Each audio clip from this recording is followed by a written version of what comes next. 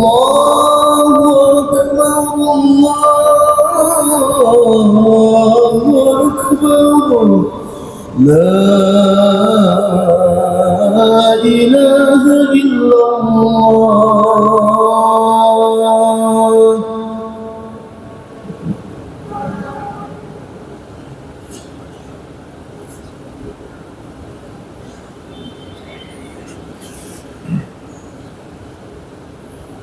الحمد لله أول محمود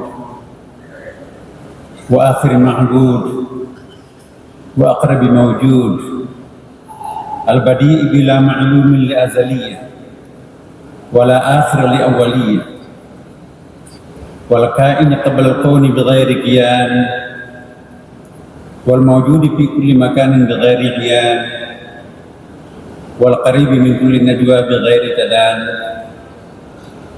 أشهد أن لا إله إلا الله وأشهد أن محمدا عبده ورسوله صاحب البرهان.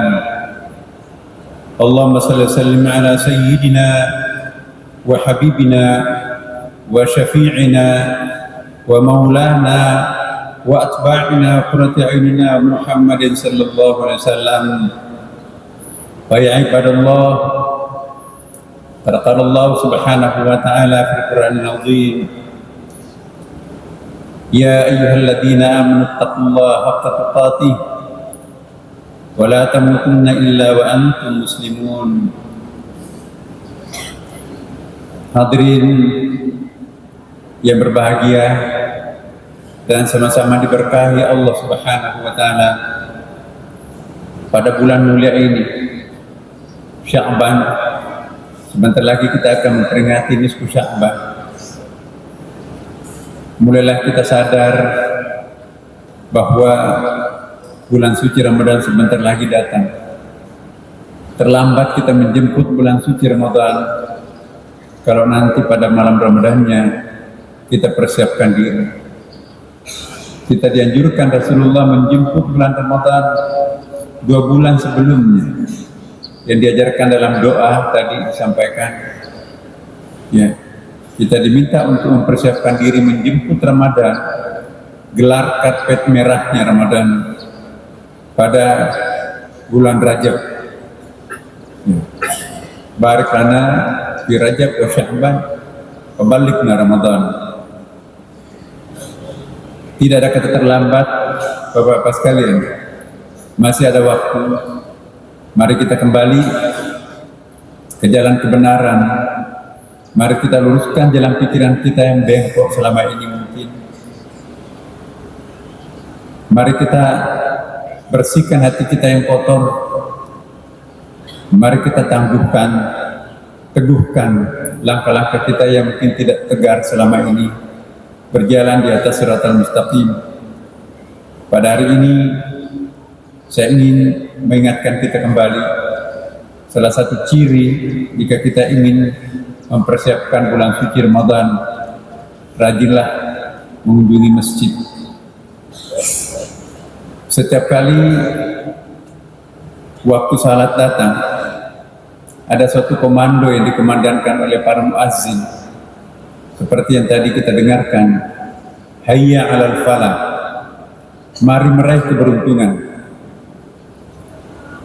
Apa yang dimaksud al-falah? Falah dalam kamus bahasa Arab itu bisa berarti beruntung.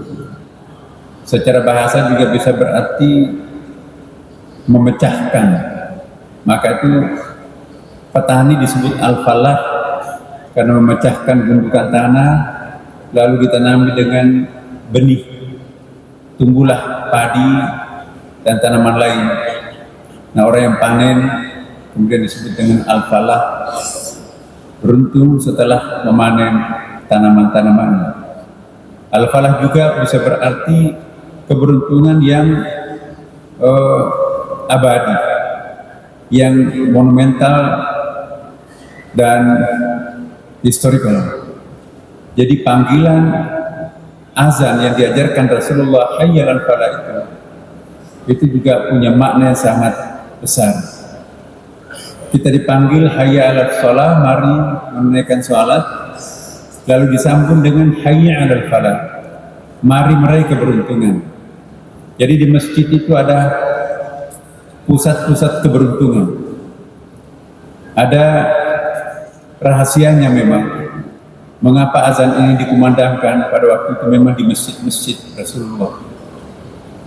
Karena kita berapa kali pindah-pindah ibu kota dari Mekah, kemudian ke Madinah, kemudian juga pindah lagi ke Damaskus, Syria, oleh Muawiyah bin Abi Sufyan, kemudian kalah Bani Umayyah, pindah lagi ke Baghdad, dipimpin oleh awal kepemimpinan Abbasiyah. Selalu kantor pertamanya itu adalah masjid. Nabi pun juga mengawali karirnya di Masjid Haram. Kemudian pindah ke Madinah, yang paling pertama dibangun adalah masjid. Dalam tempo yang sangat singkat, maka followernya Rasulullah di Madinah begitu cepat. Tadinya hanya berangkat dari 7 orang yang mengundangnya pergi ke Madinah, tapi dalam tempo tidak sampai 1 tahun, itu sudah hampir separuh Madinah yang menganut agama Islam. Luar biasa. Orang Yahudi yang sudah sekian lama bermukim di Madinah bahkan menguasai 7 oase. Oase itu mata air yang sangat fundamental, pentingnya, pengaruhnya di padang pasir. Ada 7 oase di sekitar Madinah dan sekitarnya. Itu semuanya dimiliki oleh orang-orang Yahudi. Maka itu yang menguasai ekonomi Madinah pada waktu itu. Meskipun Yahudi minoritas, tapi memang menguasai pusat-pusat perekonomian air. Ya, dalam kondisi tertentu, airnya pun juga itu ditransaksikan dengan para pengembala kambing, pengembala unta pada masyarakat lokasi tempat. Berundinglah 2 konglomerat Yahudi ini. Apa rahasianya? Kenapa pendatang baru Nabi Muhammad ini begitu cepat mengumpulkan follower, pengikut? Nah, disimpulkan bahwa ternyata Masjid Kuba yang paling pertama dibangun Rasulullah, inilah menjadi pusat pertemuan yang luar biasa efektifnya, luar biasa efisiennya di masjid. Topik kita hari ini adalah membangun masyarakat Madani berbasis masjid. Lalu 2 tokoh Yahudi ini berinisiatif untuk membangun juga rumah ibadah, membangun sinagog. Sinagog itu rumah ibadahnya orang Yahudi, dan persis nempel di masjidnya Nabi. Tentu saja sahabat keberatan. Masa mau membangun sinagog di samping masjid? Terjadilah polemik pada waktu itu. Sampai persoalan itu kepada Rasulullah Shallallahu Alaihi Wasallam. Sahabat tidak setuju, apalagi ada Umar di situ. Kurang ajar, masa membangun rumah ibadah di samping masjid. Sampai kepada Rasulullah dengan tenang, ya, sikap dengan seperti sering ditunjukkan Rasulullah, tidak emosional menanggapi sesuatu. Yang dilakukan Rasulullah, panggil siapa tokoh orang tua di kampung ini, karena kan pendatang baru Nabi Muhammad kan. Datanglah Pak RT-nya di situ. Pak RT, ini tanah di samping masjid itu sebetulnya punya siapa? Kata Pak Tua, memang sepengetahuan saya ya Rasulullah, dia yang punya tanah itu. Lalu Nabi memutuskan kalau memang dia yang punya tanah, ya silakan, jangan dilarang membangun karena itu adalah haknya. Inilah Rasulullah. Tapi ini kan masjid ya Rasulullah, diinterupsi oleh sahabat-sahabat Nabi. Ya tapi itu kan tanahnya orang. Inilah kepiawaian Rasulullah. Peristiwa yang sama juga ketika ada regulasi baru ditetapkan, sahabat mengusulkan supaya semua sumber kehidupan yang namanya mata air itu dikembalikan kepada negara, karena itu adalah ya seperti undang-undang dasar kita kan. Ya, kekayaan alam itu kekayaan negara. Ini air oasis ini, itu sebaiknya kita ambil alih ya Rasulullah. Kata Rasulullah, jangan, itu ada yang punya, tapi ini kan alam. Oke, tetapi tebus. Maka Abdurrahman bin Auf dan Utsman bin Affan diminta Rasulullah untuk mengambil alih oase-oase di Madinah. Jangan diambil paksa, itu kan perlu perawatan, dan mereka yang telah merawat mata air itu ditebus. Jadi Nabi menghargai minoritas di situ. Sekalipun menurut peraturan mungkin itu kan adalah kekayaan alam, harus milik bersama, jangan dimonopoli oleh satu etnik. Tapi Nabi tetap menebus. Nah, akhirnya dua Yahudi tadi itu membangun masjid di samping, membangun sinagog di samping masjid. Sahabat tidak bisa berbuat apa-apa karena diizinkan Rasulullah. Kira-kira beberapa waktu lamanya datanglah dua orang Yahudi ini mengontrol bangunan sinagog. Pas waktu duhur, begitu sampai waktu duhur di situ, Bilal menyampaikan azan, Allahu Akbar, Allahu Akbar, sampai pada tingkat atau ucapan hayya 'alal falah, mari mereka beruntungan.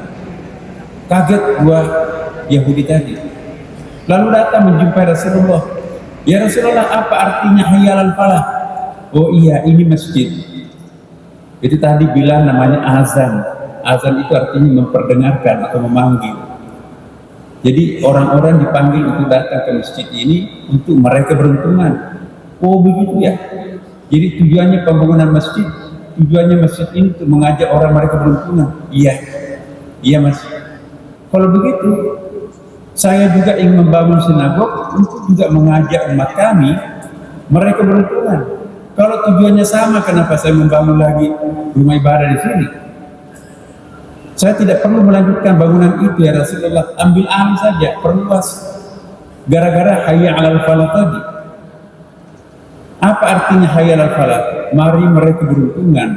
Jadi jamaah masyarakat Islam diajak untuk datang ke Masjid Kuba pada waktu itu untuk mereka beruntungan. Kenapa? Karena memang masjid itu adalah sentra poin yang sangat penting dalam pengembangan Islam di masa awal. Di dalam masjid Nabi disitulah ada segalanya. Di masjid Nabi ada sekolah mulai dari taman kanak-kanak sampai usia tua. Persiapan kematian juga ada di situ, tajhizul mayit. Di masjid Nabi di situ juga ada pusat informasi. Siapa kafilah yang akan datang dari luar itu diinformasikan di masjid. Siap-siap untuk membeli kebutuhannya apa. Siapa kafilah dari Madinah mau mengekspor barang ke luar negeri, itu diinformasikan di masjid. Bawa barang dagangannya dikumpulkan di masjid. Bahkan melepaskan kafilah-kafilah itu dalam hadis Nabi Bapak. Menjemput kafilah yang membawa barang dagangan itu dijemput dengan kasih darah banahan, kira-kira merawis. Mengantarkan kafilah mungkin 100 ekor unta pergi membawa barang dagangan ke luar negeri, itu pun juga diantar dengan grup kasidahan Masjid Nabi. Jadi ada di Masjid Nabi juga banyak sekali fungsinya, berfungsi sebagai rumah sakit. Pada masa Nabi hampir setiap hari ada perang, korban perangnya itu dijahit di masjid, diobati di masjid. Masjid Nabi itu juga berfungsi sebagai kantor pengadilan, pidana, perdata, al-ahwal syakhsiyah, semuanya diputuskan di masjid. Hakimnya di masjid.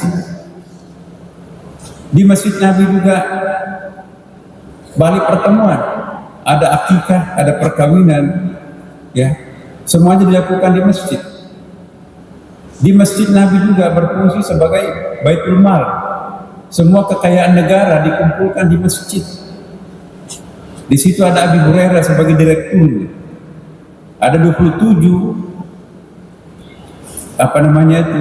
laci-laci, pundi-pundi ekonomi Islam. Ada zakat, ada infak, ada jariyah, ada sedekah, ada hibah, ada wasiat, ada wakaf, ya. Kemudian juga ada muqatah, barang hilang yang ditemukan. Barang hilang itu termasuk kalau ada sepetak tanah 5 tahun tidak pernah digarap pemiliknya, itu jatuh ke Baitul Mal. Itu dalam fikih Umar adanya. Di dalam masjid itu juga ada waris. Orang tidak punya ahli waris diserahkan ke masjid. Ada faid, digertak, angkat tangan, jangan perangi kami, ambil harta kami. Harta itu dikumpulkan, itu namanya fight. Ada ganimat, perang, sudah berdarah-darah, akhirnya menang. Nabi selalu menang dalam peperangan kecuali perang Uhud. Maka itu harta rampasan banyak, itu namanya ganimat. Belum lagi pemberdayaan ekonomi umatnya. Kita sudah diperkenalkan apa yang disebut dengan syarikah, mudharabah, ya, wadiah, jualah dan seterusnya. Itulah profesionalismenya Rasulullah mengelola masjid. Jadi Rasulullah betul-betul terlalu cepat modern melampaui zamannya. Itulah masjid. Jadi masjid pada masa Nabi betul-betul memberdayakan umat. Kalau kita selama ini mungkin umat memberdayakan masjid, tetapi masjidnya Rasulullah, masjid yang memberdayakan umat. Orang yang malas ke masjid, rezekinya kecil. Karena pusat informasi ekonomi ada di masjid. Pusat informasi pendidikan ada di masjid. Pusat informasi peperangan ada di masjid. Bahkan masjidnya Rasulullah dipakai untuk latihan perang-perangan. Ya. Malam-malam latihan bela diri, silat, pedang-pedangan. Itu di masjid. Itu dalam hadis Nabi ada. Kenapa? Karena kalau di luar masjid rahasia bocor kepada musuh-musuh. Masjid Nabi itu juga tempat untuk menghibur jamaah. Nabi secara periodik, Idul Fitri, Nabi mengundang seniman menghibur masyarakat. Menghibur masyarakat itu adalah satu hal yang dilakukan Rasulullah. Tentu hiburan yang mendekatkan diri kita kepada Allah Subhanahu wa taala. Ada hadis Bukhari Muslim. Seniman Habasyah lengkap dengan alatnya diperuntukkan untuk menghibur masyarakat. Maka itu seni itu sangat penting untuk pemberdayaan umat. Maka itu Imam Al-Ghazali dalam salah satu bab Ihya Ulumuddin sangat panjang, dan kesimpulan dalam bab kesenian itu, orang yang tidak memiliki rasa seni maka dikhawatirkan hatinya keras, kaku. Jadi seni itu penting. Maka itu azan dengan lantunan yang bagus, membaca Quran dengan tilawah yang bagus, itu bagian daripada seni mendekatkan diri kita kepada Allah Subhanahu wa taala. Hadirin yang saya muliakan, hayya 'alal falah ini banyak artinya. Orang yang datang ke masjid, rajin ke masjid, maka insya Allah itu akan menjadi orang-orang populer, dan pada akhirnya nanti akan menjadi orang yang beruntung. Betul-betul beruntung orang yang rajin ke masjid. Ya. Sekarang tantangan kita bagaimana menjadikan masjid yang berada di pusat-pusat pemukiman masyarakat ini tidak hanya digunakan untuk sholat. Hanya sekitar 80% masjid Nabi itu digunakan untuk ibadah mahta sholat. Selebihnya itu sekretariat negara. Seluruh urusan-urusan kenegaraan diselesaikan di masjid. Bahkan masjid Nabi pun juga dipakai untuk rapat-rapat tokoh lintas agama.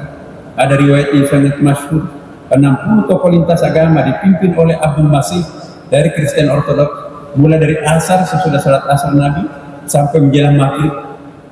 Rapat di masjid Rasulullah, Nabi menyuguhkan makanan minuman di masjid Nabi. Inilah Rasulullah, luar biasa. Maka dalam tempo yang sangat singkat, Madinah itu bisa menjadi kota muslim. Bahkan di dalam sejarawan seperti Tombi mengatakan, tidak ada orang yang mampu menyaksikan ajaran yang dianutnya ketika ia masih hidup. Hanya kurang lebih 23 tahun lamanya, tetapi ajaran yang dibawanya itu mampu disaksikan, dianut oleh separuh belahan dunia. Tidak ada orang yang seperti Nabi Muhammad SAW. Di mana rahasianya? Adalah di masjid. Kalau kita ingin mengembangkan umat, mari memakmurkan masjid, dan sekaligus kita akan dimakmurkan masjid. Barakallahu li wa lakum bil Qur'anil azim wa nafa'ani wa iyyakum bi ayatil dzikril hakim wa taqabbal minni wa minkum tilawatahu innahu huwas samiul basir.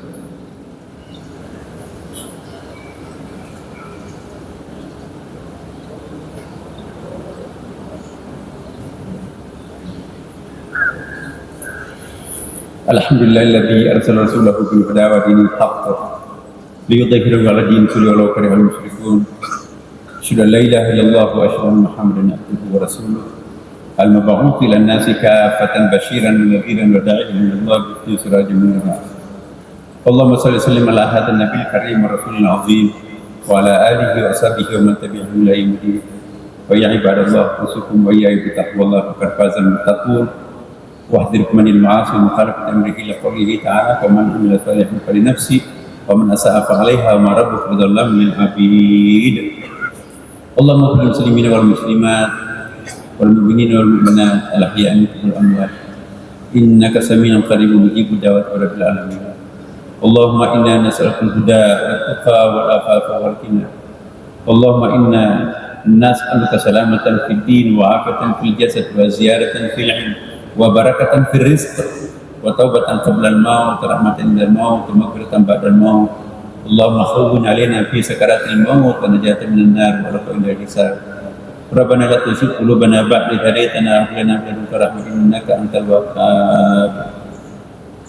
ربنا آتنا في الدنيا حسنة وفي الآخرة حسنة وقنا عذاب النار وأدخلنا الجنة مع الأبرار يا عزيز يا غفار يا رب العالمين. ويا عباد الله إن الله يأمر بالعدل والإحسان وإيتاء ذي القربى وينهى عن الفحشاء والمنكر والبغي يعظكم لعلكم تذكرون ولذكر الله أكبر والله يعلم ما تصنعون. وأقيموا الصلاة.